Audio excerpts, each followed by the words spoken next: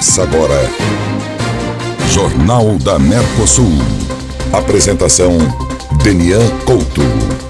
Olá pessoal, bom dia, tudo bem? Começamos o Jornal da Mercosul desta sexta-feira. Vamos juntos na próxima hora passar a limpo os fatos do momento com muita informação e opinião no seu rádio. Curitiba, Londrina, Icaraíma, Guaíra e Cerro Azul. Emissoras fechadas conosco para um Paraná de audiência. Transmitimos também pelas nossas redes sociais do Jornal da Mercosul. Vamos tratar aqui das principais notícias do momento. Pietro De Lázari, bom dia. Bom dia, Denian, bom dia a todos, uma ótima sexta-feira. Você pode participar do jornal pelo nosso WhatsApp, 41 999809290. Vou repetir, 41 999809290. O Jornal da Mercosul está no ar graças ao apoio de FONMED, proteção e segurança em descartáveis cirúrgicos. Retina Curitiba, centro de tratamento especializado de doenças da retina. Kassai Odontologia, seu sorriso é a nossa especialidade. CD Automóveis, líder em financiamento e refinanciamento de veículos. E seguindo seus passos, um novo conceito de moda para toda a família. Chegamos! Jornal da Mercosul. Apresentação: Denian Couto. O Paraná deve receber até a semana que vem mais 500 mil de doses de vacinas contra o novo coronavírus. Outros 3 milhões de doses devem chegar ao longo de agosto. Então perceba, nesse mês de julho agora, que já está no finzinho, estamos hoje no dia 23, vamos receber 500 mil doses, em torno disso, aqui no Paraná. E no mês que vem, no mês de agosto, mais 3 milhões de doses. Numa entrevista coletiva, o secretário de Estado da Saúde, Beto Preto, garantiu a chegada de 600 mil doses ainda agora, em julho, e este volume todo aí para agosto. Com isso, está mantido o calendário do governo do Paraná de concluir a imunização com ao menos uma dose de toda a população adulta do estado. Vamos ouvir o secretário Beto Preto. Estivemos com o ministro Marcelo Queiroga, ele garantiu ainda para o Paraná neste mês de julho, nós estamos no dia 22 de julho, devemos ter ainda mais 600 mil doses este mês, além dessas 453 que estão sendo distribuídas entre ontem e hoje. Além disso, para o mês de agosto, são 68 milhões de doses para o Brasil. Nós vamos ter 5% desse quantitativo. Isso vai nos dar aqui no Paraná 3 milhões e 200 mil doses. Esse número é um número importante, ajuda as prefeituras a fazer a cobertura vacinal da sua população e nosso calendário está mantido. De acordo com esse calendário do governo do Paraná, a meta é que até setembro toda a população acima de 18 anos esteja vacinada. Vamos ouvir o secretário. E estamos caminhando de maneira agora a juntar todos os municípios, a fazer um corte de 80% de vacinados pelo menos com a primeira dose no final do mês de agosto e no mês de setembro, meio de setembro, fechar a vacinação no Paraná em 100% da população vacinável, pelo menos com a primeira dose. E tem um levantamento que foi realizado pela Secretaria de Saúde do Paraná, junto aos 399 municípios, que mostra que 304, ou seja, 76% dos municípios paranaenses estão vacinando o público em geral na faixa dos 30 aos 39 anos, justamente conforme o calendário divulgado em junho. Outras 16 cidades já avançaram nesta faixa e estão imunizando cidadãos entre 18 e 29 anos. Segundo o governo, isso foi possível por causa da quantidade de grupos prioritários nestes municípios. 79 cidades estão vacinando acima de 40 anos. Estão mais lentas aí, né? Então nós temos 76% dos municípios dentro da previsão do governo do Paraná, portanto na faixa de 30 a 39 anos. Hoje nós teremos imunização em Curitiba, né, Pietro? Teremos sim. A Secretaria Municipal de Saúde de Curitiba vacina nesta sexta-feira pessoas com 37 anos completos. E devido à limitação de doses, não haverá repescagem para outras faixas etárias nem grupos prioritários. Portanto, hoje, sexta, 37 anos completos. 37 anos de idade hoje em Curitiba. Só para a gente fechar esse tema das vacinas, o Ministério da Saúde anunciou que tem mais 3,5 milhões de doses em estoque para enviar aos estados nos próximos dias. 1 milhão de doses da AstraZeneca, 1 milhão da Pfizer e 1,5 milhão da Coronavac. Então os estados receberão aí 3,5 milhões, o Paraná recebe em torno de 5%, então seria 10%, 350 mil, em torno de 175 a 180 mil vacinas. Nos próximos dias também ao Paraná. Então é um volume bastante considerável de vacinas que chegarão dos laboratórios AstraZeneca, da Pfizer e da Coronavac, a vacina que é produzida no Butantan. 7h06 agora. Você está ouvindo Jornal da Mercosul. Jornalismo sem medo de dizer a verdade. Então vamos reiterar, a vacinação hoje em Curitiba está aberta apenas e exclusivamente para 37 anos. Quem tem mais de 37 e perdeu a vacinação por qualquer motivo que seja, não pode ir aos postos, que estas pessoas não serão imunizadas. Então não tem repescagem.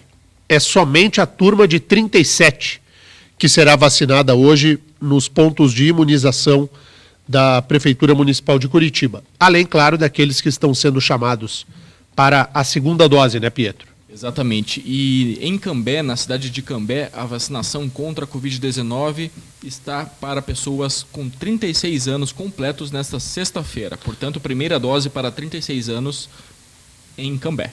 Alô, Cambé, 36 anos de idade hoje. Onde está caminhando bastante rápido é em Guaíra, porque Guaíra recebeu doses que são doses da fronteira, né, que foi um volume maior, encaminhado à região. Vacina avança e caminha muito bem em Guaíra, lá na fronteira.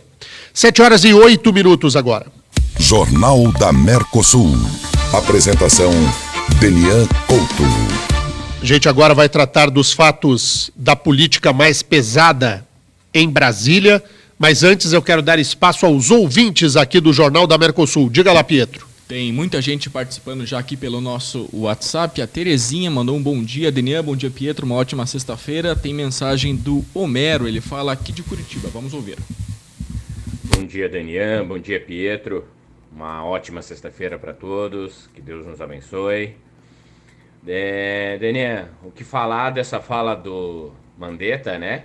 Que veio falando que o governo Bolsonaro não se mexeu referente, estava tudo perdido, referente aí à pandemia. Hoje ele vem falar isso, por que não falou antes, né? Por que não falou das outras maneiras anteriores? E eu queria também que você comentasse um pouco aí, Daniel, dessa dança de cadeira, agora desse projeto do Bolsonaro tá querendo ir pro PP e tudo mais, tá bom? Um grande abraço a todos aí, ótima sexta-feira, Homero de Curitiba. Valeu, Homero. Grande abraço para você. Bom, essa troca de cadeiras que o governo federal fez, que o Bolsonaro chama o centrão para o coração do governo, é para dar sobrevivência política junto ao Congresso Nacional e representa o que de pior há na política nacional. O PP, ele é um partido fisiológico, corrupto, que reúne muitas das piores figuras da política nacional e que agora passa a ter superpoderes em Brasília, com o comando da Casa Civil, com a chefia do governo na Câmara e com a presidência da Câmara dos Deputados. Ciro Nogueira, que é o novo ministro da Casa Civil, que foi buscado por Bolsonaro no Senado para assumir a chefia da Casa Civil, Ciro Nogueira é lulista até o último fio de cabelo. E agora virou bolsonarista por inteiro. Portanto, é um sujeito sem lado. E que está onde o poder lhe agradece, lhe apraz. O Bolsonaro fez tudo aquilo que ele se comprometeu a não fazer durante o período eleitoral. O que mais, Pietro? Tem participação da Elisângela, fala aqui de Curitiba. Tenho um filho de 7 anos. Estava animada com a volta presencial às aulas, mas quarta-feira fui chamada na escola para receber um comunicado. Diz que meu filho irá apenas 5 dias à escola durante o mês de agosto. Aí ela completa: se eles estão tão preocupados com a disseminação do vírus, por que desde abril foi autorizada a volta das escolas particulares? Então, essa questão... Perdão, pessoal. Essa questão da volta às aulas em Curitiba é uma grande fake news, o que está sendo vendido pela administração municipal. O que a prefeitura vendeu? Estou com o bichinho do ran-ran, acho que agora foi embora. Olha aqui, pessoal, a prefeitura vendeu que haveria a retomada das aulas para 50 escolas e 50 CMEIs. Foi o que disse a prefeitura. 50 escolas e 50 CMEIs agora no meio do mês. Eu tenho visitado as escolas e não há aula. É uma manchete que produz uma notícia falsa. Não há aula. O que há? Há um programa chamado Leia Mais para uma minoria de alunos. Nas escolas que eu visitei, algumas têm 5, 8, 12 alunos. Não mais do que isso. Portanto, não voltaram às aulas em 50 escolas municipais. Isso é falso. Falso. A retomada das aulas nas escolas públicas do município de Curitiba, a partir de 2 de agosto, que está sendo anunciada a retomada com pompa e circunstância, também é uma informação pela metade, é uma meia-verdade. Haverá a retomada das aulas apenas para os chamados 4º e 5º ciclos, que são o 4º e o 5º anos do ensino fundamental, os maiorzinhos, 10, 11 anos de idade. Para os alunos dos primeiros, segundos e terceiros anos, não haverá aula. Essa retomada por 2 semanas apenas para os estudantes maiores. As escolas funcionarão em torno de 20% de sua capacidade. Então, o que está sendo anunciado como retomada às aulas não é um fato verdadeiro. É uma retomada às aulas de apenas um pedaço do ensino. Para os alunos do 1º, do 2º e do 3º anos, fiquem em casa. Enquanto as escolas públicas estaduais e as escolas particulares, com aula geral. Portanto, toda essa festa que se faz na manchete e de aceitação do discurso pelo discurso, de que agora sim os curitibinhas estão no colégio, este discurso, vou repetir, ele não é verdadeiro. Ah, Denian, como que você sabe? Eu sei porque eu fui às escolas. E sigo indo e hoje visitarei mais colégios, cumprindo o papel de fiscalização. O que você ouve aqui no Jornal da Mercosul não é a notícia que está nas outras rádios, ou que você vê aí nos portais de internet. Lá tem propaganda governamental. Aqui a gente tira a roupa da notícia. Cada vez que você observar nas redes sociais ou no noticiário a informação de que as aulas estão de volta em Curitiba, coloque uma vírgula. As aulas estão de volta em Curitiba, vírgula, para apenas uma parcela dos estudantes. Na rede pública municipal, aula em agosto apenas para alunos dos 4º e 5º anos. Para os alunos do 1º, do 2º e do 3º, só no fim do mês.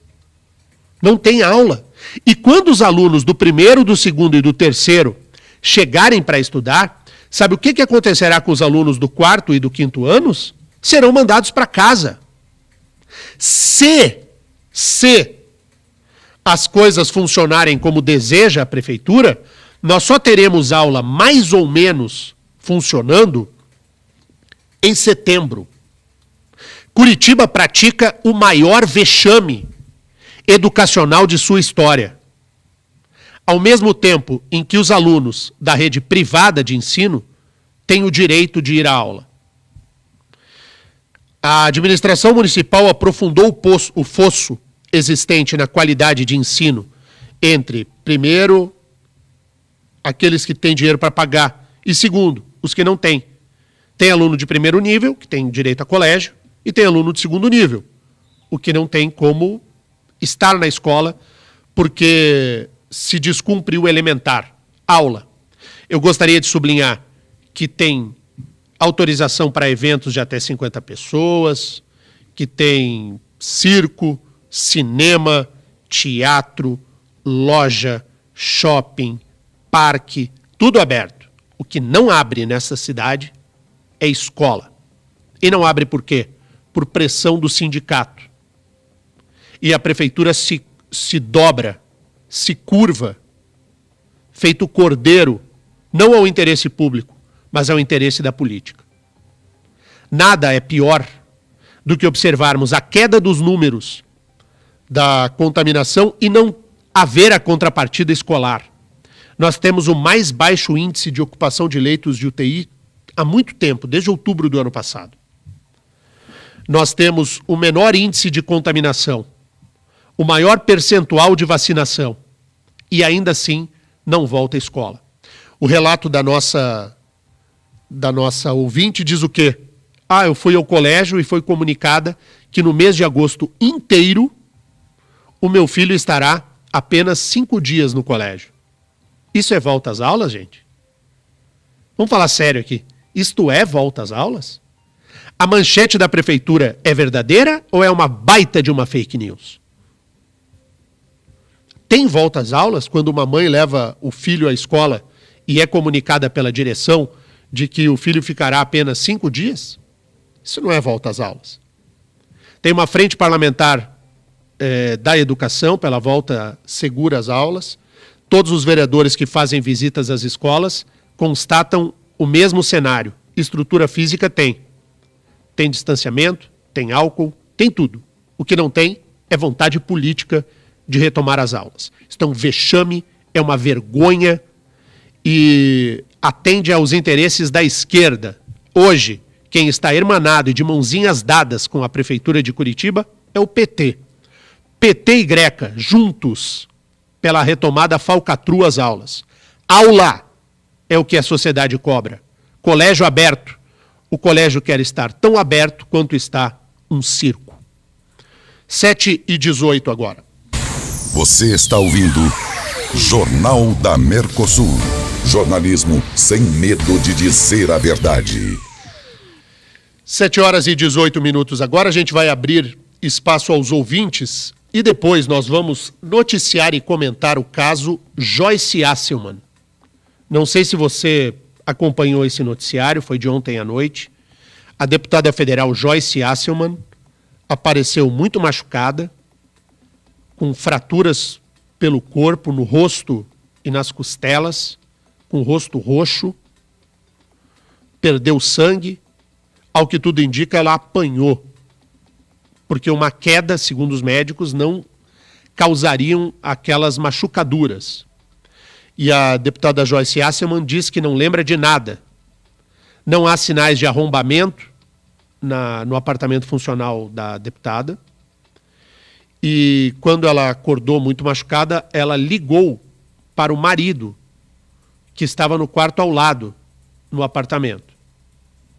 Este é o cenário do fato. A gente vai ouvir uma declaração da deputada Joyce Hasselmann e depois eu vou opinar sobre o que eu penso dessa situação e como deve operar a polícia neste caso. Daqui a pouco, se você acompanhou, quiser mandar a sua mensagem para cá também, fique à vontade. Antes tem o espaço dos ouvintes. Diga lá, Pietro. Vamos com os nossos ouvintes aqui no jornal. Participação da Helena. Solta aí. Bom dia, pessoal da Mercosul. Queria só tirar uma dúvida. Se não está tendo aula porque estão preocupados com as crianças, por que as crianças não vão ser vacinadas?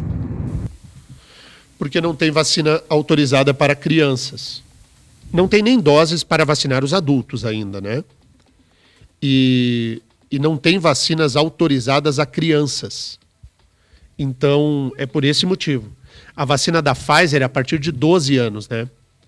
Então, pelo menos no Brasil, em outros lugares do mundo, tem autorização para aplicar em criança. No Brasil, a partir de 12, segundo a Agência Nacional de Vigilância Sanitária.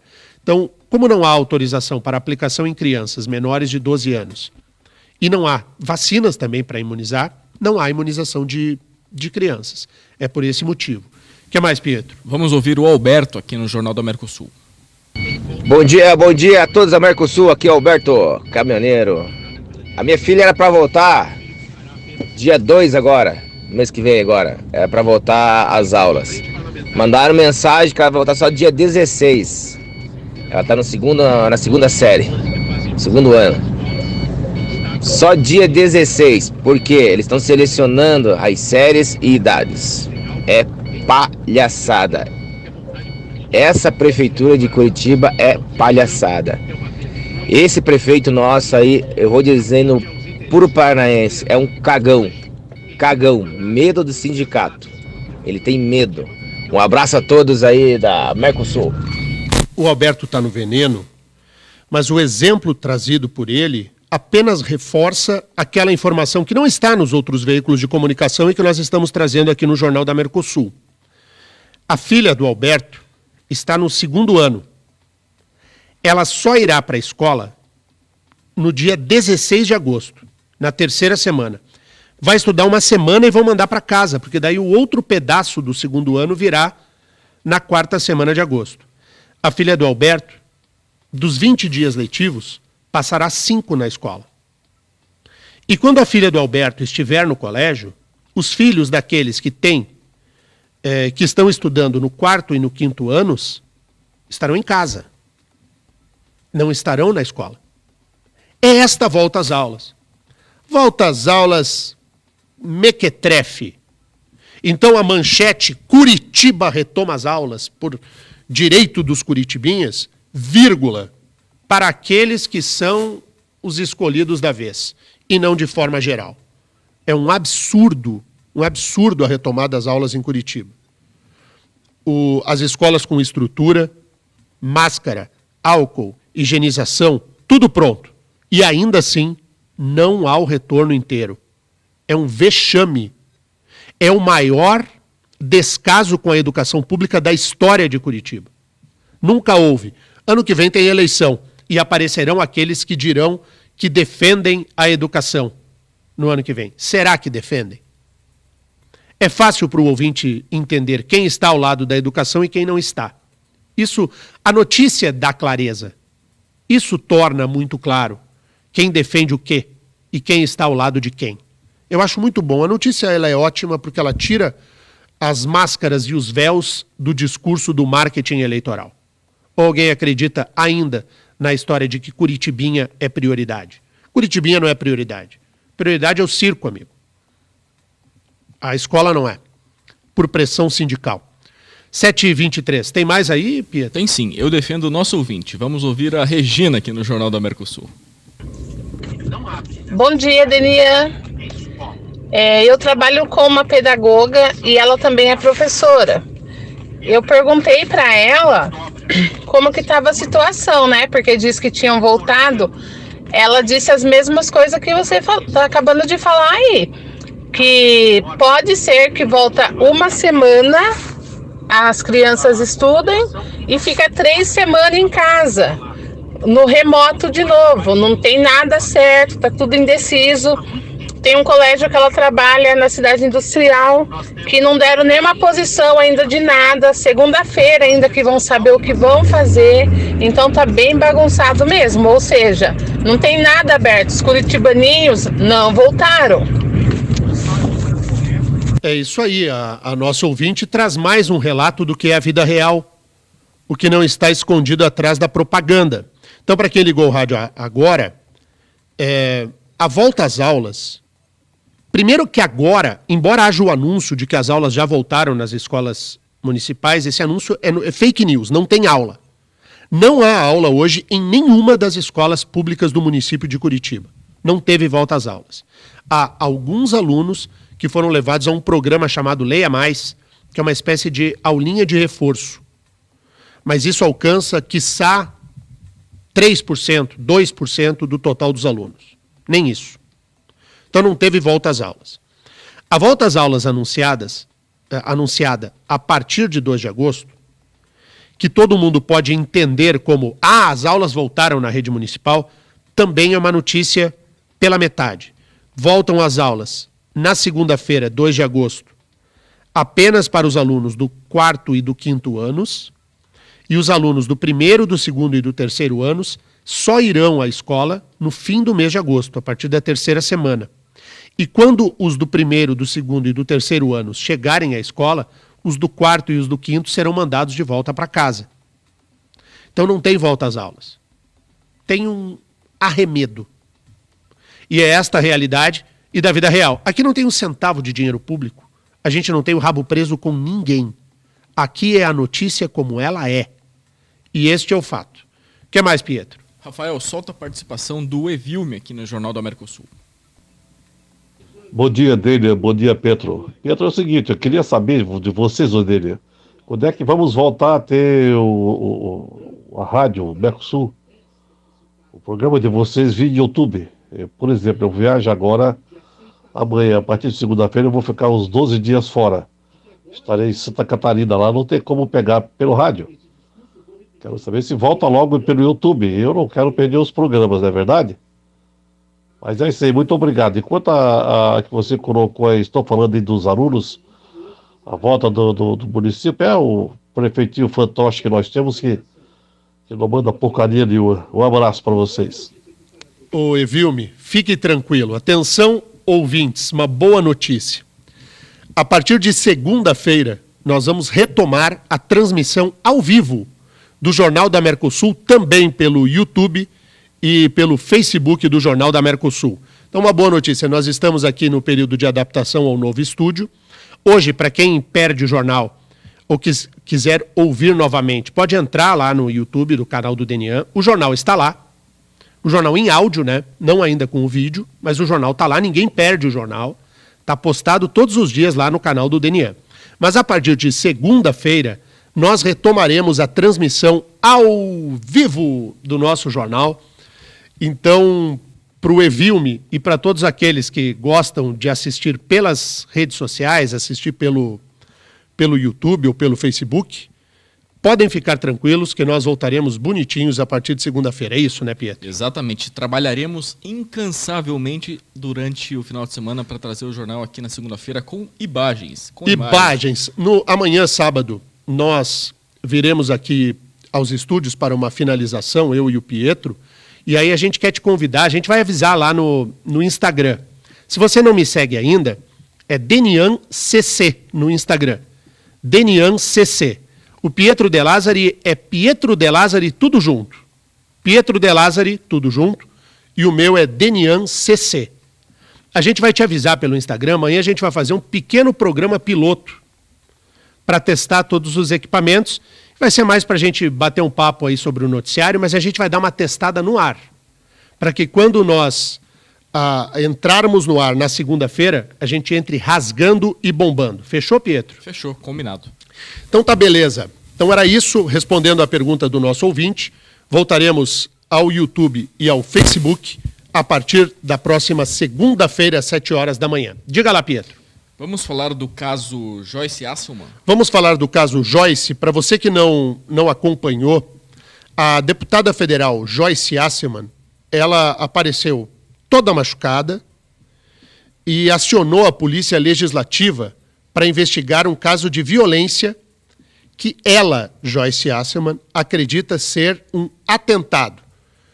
No apartamento funcional dela, a Joyce diz que assistia a uma série e depois teve um lapso de memória e, quando retomou os sentidos, disse ter acordado em meio a uma poça de sangue no chão, com 5 fraturas no rosto e uma na costela.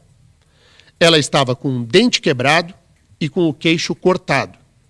A deputada disse que ligou para o marido, que dormia no quarto ao lado.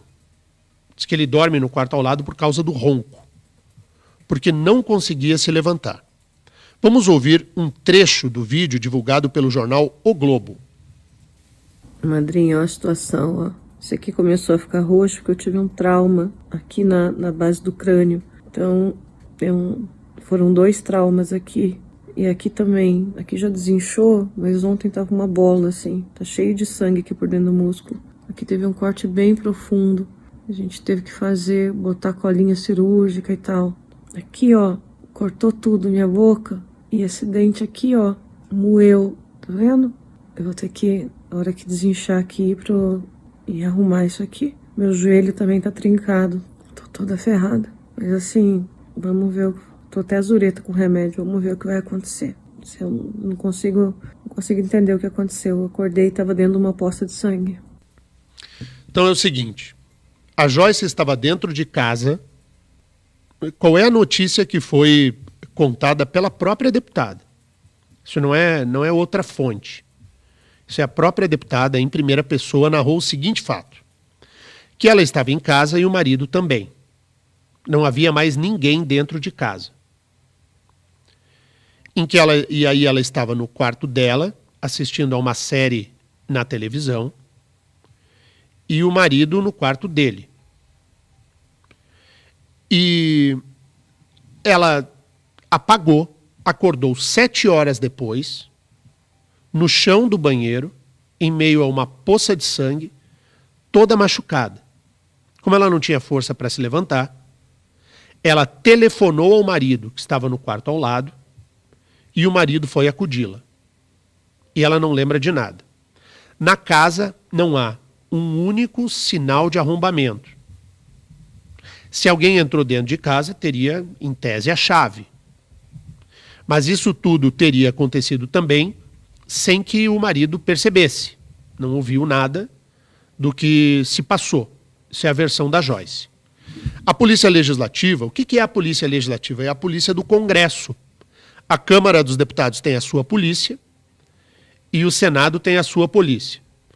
A Polícia Legislativa foi acionada e já requisitou as câmeras de segurança, porque a Joyce estava num apartamento funcional. Esse apartamento é um apartamento público, pago com dinheiro público, para os deputados federais e para os senadores que quiserem usar o apartamento funcional quando estão em Brasília. E isso teria acontecido no fim de semana. É uma história muito estranha. É muito estranha a história que foi trazida pela Joyce. Mas eu, de verdade, eu vou falar do fundo do meu coração. Eu não vou opinar sobre o fato. Por quê?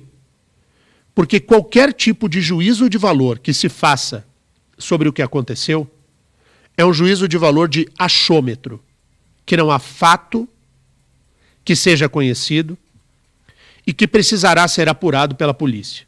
A polícia agora tem que dizer o que houve, porque nós temos uma deputada federal, porque gostemos ou não gostemos da Joyce, mas a Joyce é uma deputada federal investida no cargo pelo voto popular. Então eu desde o começo, sempre reiterei nos espaços que ocupei, dizer, olha, eu acho que não vai dar boa a atuação da Joyce como deputada. Lá na Jovem Pan ainda eu falava isso, alguns ouvintes brigaram comigo e depois vieram reconhecer que, de fato, era uma deputada um pouco problemática na questão política que eu estou falando. Nada pessoal, estou falando da questão política. Então, independentemente da opinião que eu tenha, ou que você aí do outro lado do rádio tenha sobre a Joyce, é preciso se dizer o seguinte, tem uma deputada federal brasileira que está toda machucada, com costela quebrada, com o rosto danificado, mal e mal consegue falar, e não é uma queda, não houve uma queda, não é um acidente doméstico. Aquilo ali é um ato de agressão contra a parlamentar. Ninguém arrombou a casa da Joyce. Então, ou alguém entrou, seja no período de amnésia da Joyce, ou teve autorização para entrar, ou tinha chave para entrar, ou envolve quem está lá dentro da casa. Não houve roubo nem arrombamento. Não houve roubo nem arrombamento. Roubo nem arrombamento. Não se roubou nada. A Joyce tinha dinheiro em casa, joias em casa, nada sumiu. Então não foi roubo com agressão. Se houve algum tipo de situação que se deu lá, ou se deu com as pessoas envolvidas dentro da casa, ou com alguém externo à casa que entrou porque foi autorizada esta pessoa a entrar, ou porque tinha mecanismos para entrar dentro da casa, uma chave, por exemplo. Eu tenho como saber o que houve? Não. O fato que eu tenho a trabalhar jornalisticamente é o seguinte, tem uma deputada federal, que é uma deputada bastante polêmica, de atuação bastante firme, que foi agredida dentro do apartamento funcional da Câmara. E isso precisa ser apurado. O que mais se deu, não se sabe. Então, todo tipo de comentário que eu tenho visto aí nas redes sociais, foi o marido, foi um atentado, foi uma armação, seja o que for, não conte comigo para assinar embaixo do que quer que seja. Eu aguardarei as explicações da polícia, das autoridades a respeito disso. Nós estamos falando, se houve algum tipo de acesso indevido, nós estamos falando de alguém que conseguiu ter acesso a um apartamento funcional de um deputado. Se a tese da deputada estiver correta, de que foi um atentado, qual é a segurança que tem um prédio funcional em Brasília que a pessoa consegue entrar? Porque eu já fui a um apartamento funcional, conheço... Aliás, eu fui no apartamento funcional da então senadora Gleice Hoffmann, fazer uma entrevista com ela em Brasília no tempo do impeachment da Dilma. O apartamento funcional, você não sobe no elevador para os apartamentos funcionais sem ser identificado, sem chamar a parte de cima lá, interfone, para autorizar, e tem segurança em todas as portarias dos apartamentos funcionais. Não é um apartamento, não é uma simples portaria, Pietro. Não tem um porteiro lá. Tem porteiro e tem segurança, armado. Ninguém entra num apartamento funcional se não houver uma autorização do deputado ou do senador. Ninguém sobe. Daniel, como você sabe? Eu vi. É assim que funciona. A gente ficou esperando 5 minutos na parte de baixo do prédio para que a senadora Gleice Hoffmann autorizasse a nossa subida. E aí, quando nós subimos na companhia de segurança dos apartamentos funcionais. E a maioria dos deputados tem segurança particular. Então, tem algo nessa história que não bate. Porque se foi um atentado, esse atentado ele precisou contar com a participação, inclusive, da portaria e do segurança do prédio funcional dos deputados federais em Brasília. Então, essa história, ela tem um quê de mal contada a narrativa que ali está. E nem responsabilizo a deputada Joyce por isso, porque a deputada disse que apagou geral, que não lembra de nada. Mas seja o que for, é necessário que haja uma apuração, e eu gostaria, de verdade, como cidadão, pagador de impostos, que essa investigação não fosse feita pela Polícia Legislativa. Nada contra a Polícia Legislativa, mas isso deve ser investigado pela Polícia Federal. A Polícia Federal que deve investigar, e não a Polícia Legislativa. Não pode ser a polícia da própria Câmara. Tem que ser a Polícia Legislativa, a Polícia Federal. E se houver questão política por trás disso? Não estou dizendo que há. Estou dizendo, e se houver? E se for algum caso interno que se queira, quem sabe, abafar? Eu não sei o que houve. E não farei qualquer tipo de juízo de valor. Como cidadão, entendo que quem deveria fazer a investigação deveria ser a Polícia Federal.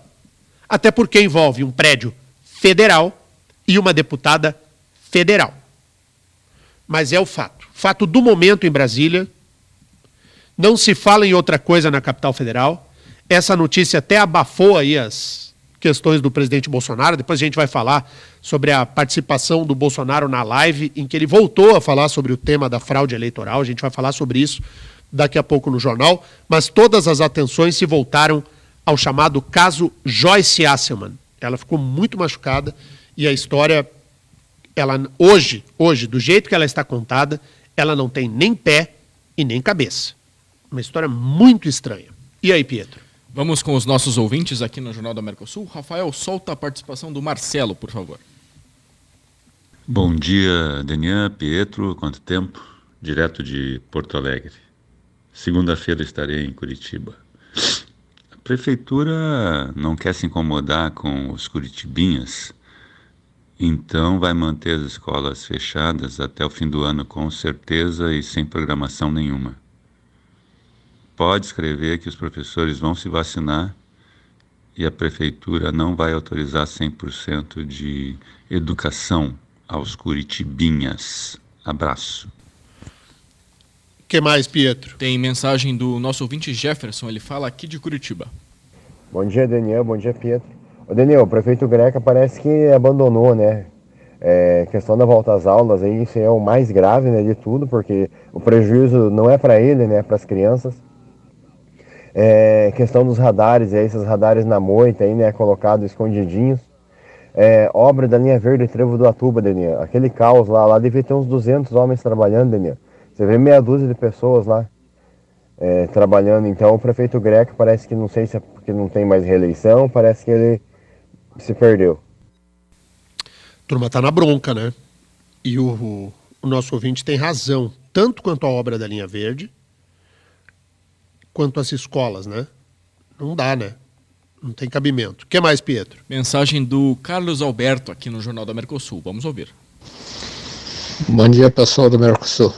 É o seguinte, eu sou caminhoneiro e viajo aqui de Curitiba para Santa Catarina. As escolas de Mafra, Rio Negro, São Bento do Sul e região estão todas abertas e com aulas. Os alunos estão assistindo aulas. Só em Curitiba e quase todo o Paraná também está com essa restrição de aulas. Tá uma brincadeira mesmo. Beleza, é o Carlos Alberto do Sítio Cercado. Valeu, Carlos Alberto. Um grande abraço para você. Muito obrigado por nos levar aí no teu caminhão de carona, né? Você faz esse trajeto para Santa Catarina. Eu, durante muito tempo, fiz esse trajeto também pela 116. Eu fui professor orgulhosamente da UNC, a Universidade do Contestado. Fica em Mafra, na divisa de Santa Catarina com o Paraná. Eu tenho muitos ex-alunos catarinenses e muitos ex-alunos paranaenses que moram em Rio Negro, na Lapa, na região ali. E nós temos uma forte audiência também nessa região do Paraná e alcançamos também Santa Catarina. Então, um abraço a todos e não me surpreende que Mafra e região estejam esses municípios dando aula. É uma região muito próspera de Santa Catarina e é uma pena que a gente esteja vivendo isso. Eu queria tanto estar comemorando aqui a volta às aulas a partir de agosto. Não pense você aí que eu tenho prazer na crítica. Eu queria justamente estar dizendo o seguinte: boa, Greca. Prefeito, vamos juntos às escolas. Vamos comemorar a retomada. Vamos ver sorriso de criança. Vamos ver merenda na barriga. Vamos embora, vamos investir na educação. Que nada. Tem aula nenhuma. A aula é tudo a meia boca, com 25% da capacidade. Menos que um cinema. E muito menos que um circo. E aí, Pietro? Vamos falar sobre outros assuntos aqui no Jornal do Mercosul. Vamos falar do Bolsonaro sobre o voto auditável, porque ele voltou de novo a insistir nesse assunto. Vai lá, Pietro. Vamos lá. O presidente, deixa eu achar a notícia aqui agora que eu me perdi com o roteiro. Vamos lá. Enquanto você procura, deixa eu aproveitar para falar o seguinte. Você sabia que já existe tecnologia 3D para cirurgias da retina? A Retina Curitiba é um centro avançado de diagnóstico e tratamento de doenças que atingem a retina e o vítreo. Retinopatia diabética, degeneração macular e descolamento de retina são quadros que podem causar cegueira e necessitam atenção imediata. Ligue para 3242-0108 e agende a sua consulta. 3242-0108. Responsável técnico Dr. João Guilherme de Moraes, CRM 16712, Paraná.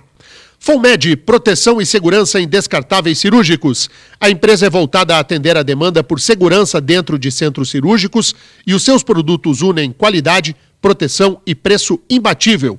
Tudo com autorização e certificação da Anvisa. Atenção, consultórios médicos e odontológicos, laboratórios, hospitais, profissionais de saúde em geral que necessitam de produtos e equipamentos de proteção. Procurem a FOMED em fomed.com.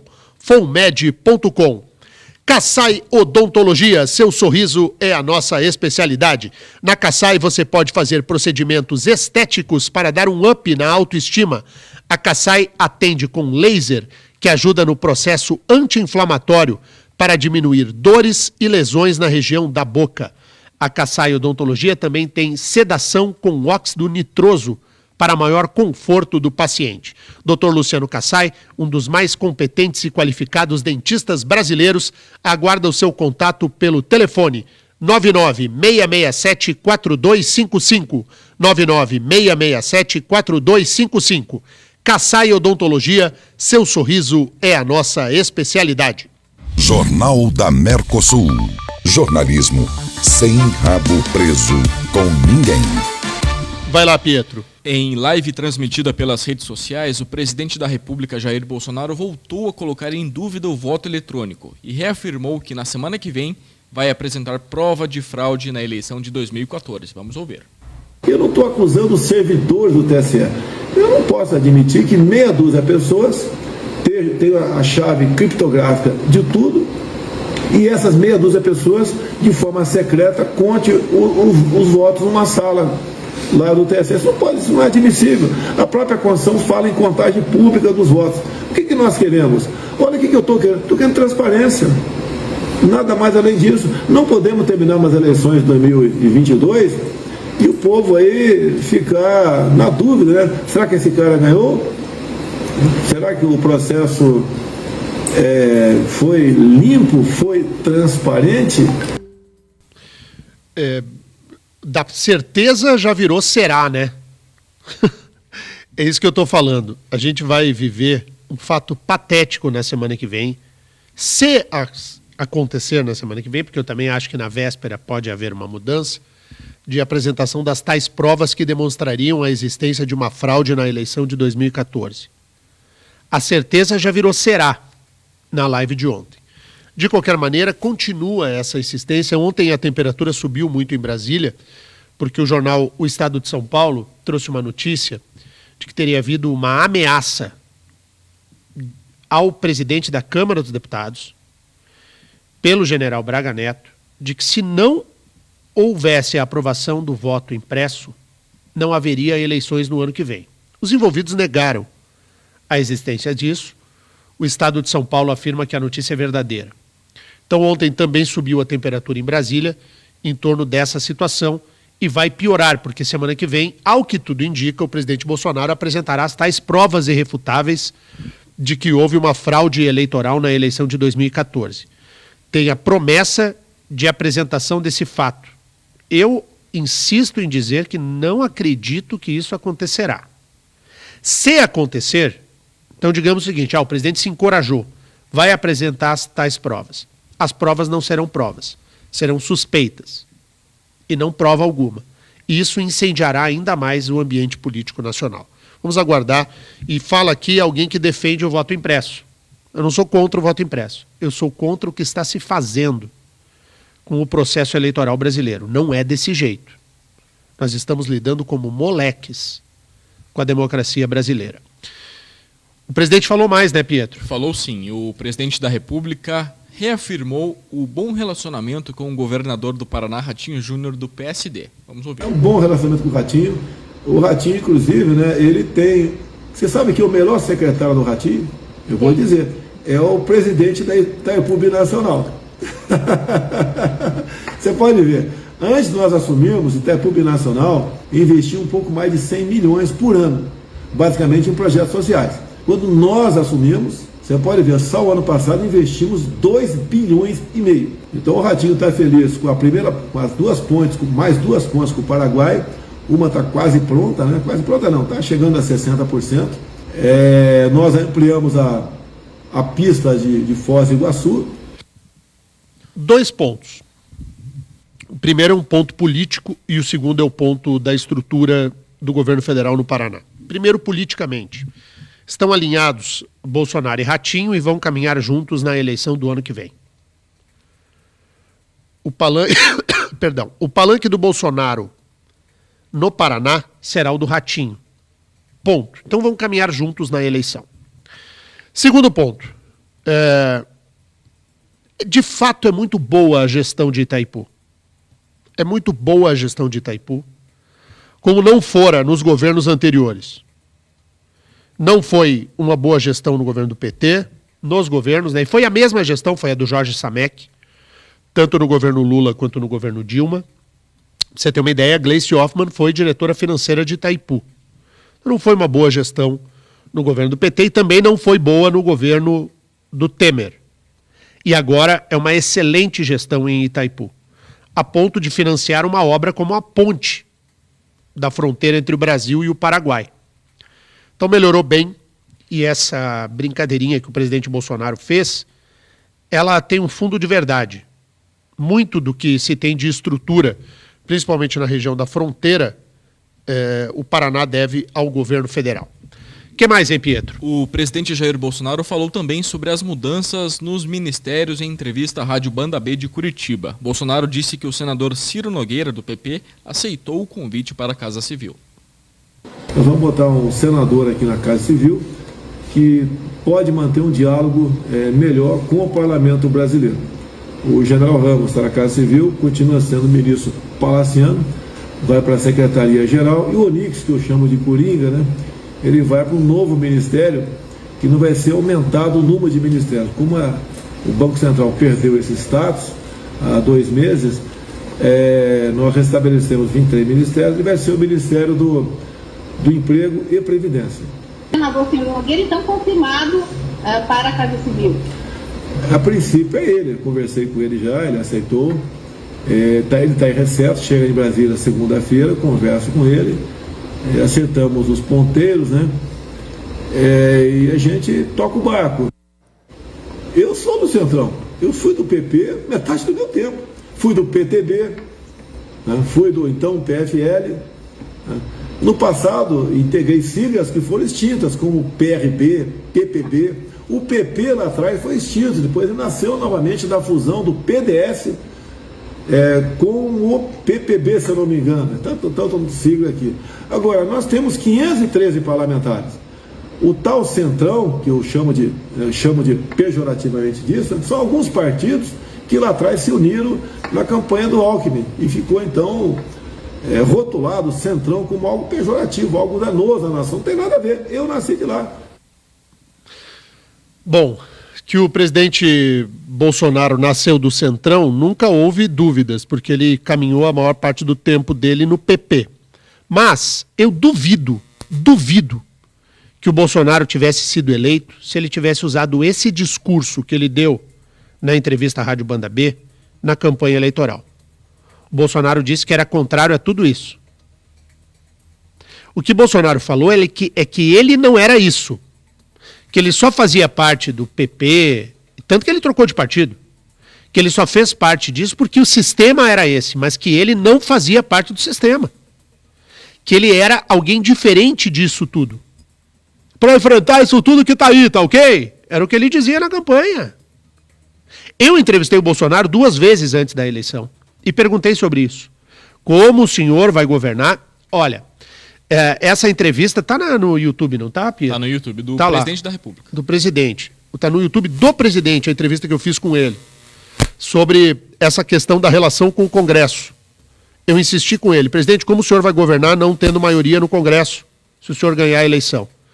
E ele disse que iria compor, mas não iria se vender a esse sistema que está aí.